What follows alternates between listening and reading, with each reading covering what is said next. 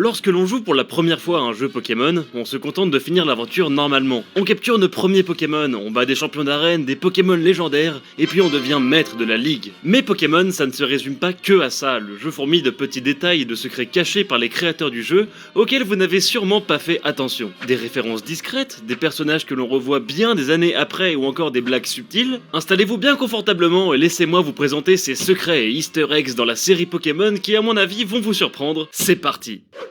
Les références à la pop culture.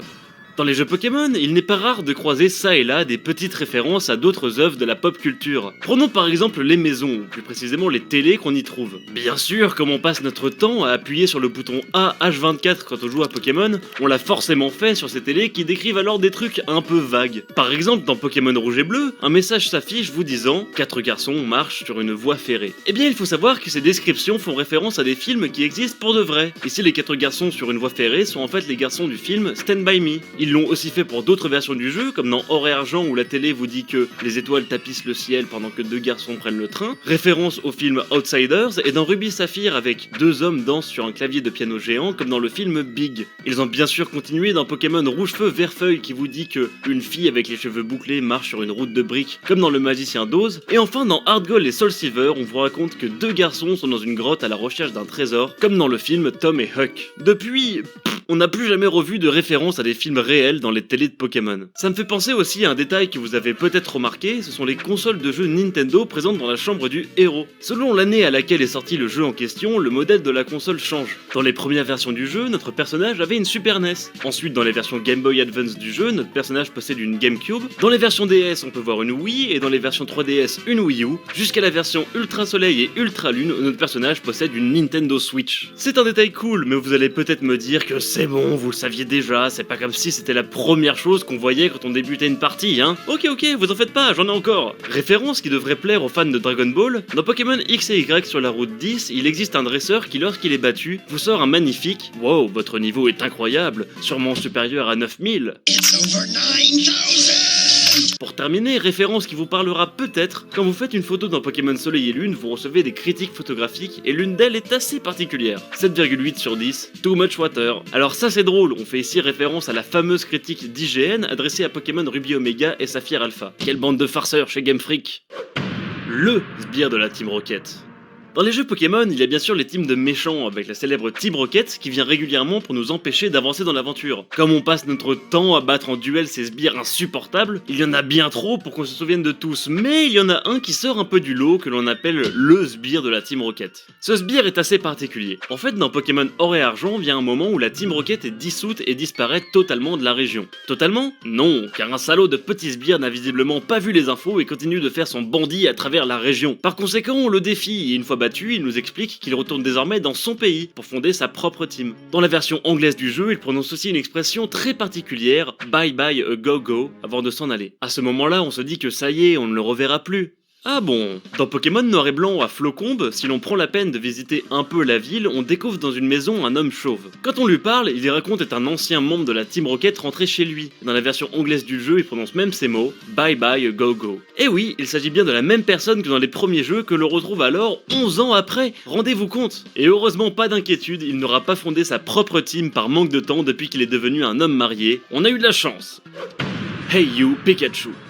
Alors là, je vais vous parler de ce jeu assez inconnu et même jamais sorti en Europe qui s'appelle Hey You Pikachu. Et à vrai dire, on est plutôt content qu'il ne soit jamais sorti chez nous car il est nul à chier. Dans ce jeu sorti en 2000 aux États-Unis sur la console de salon de Nintendo, la Nintendo 64, vous vous retrouvez avec Pikachu avec lequel vous faites des mini-jeux un peu osef et surtout avec lequel vous pouvez interagir grâce à un micro pour lui donner différents ordres. Alors sur le papier, c'est rigolo, mais en vrai, c'est pas super amusant et en plus, ça marche pas très bien quoi. Le jeu est pas ouf, mais on y trouve quand même un secret assez drôle. Quand on dit à Pikachu le mot PlayStation, vous savez cette console qui avait bien plus de succès que la Nintendo 64, eh bien il s'énerve et vous balance des éclairs. PlayStation.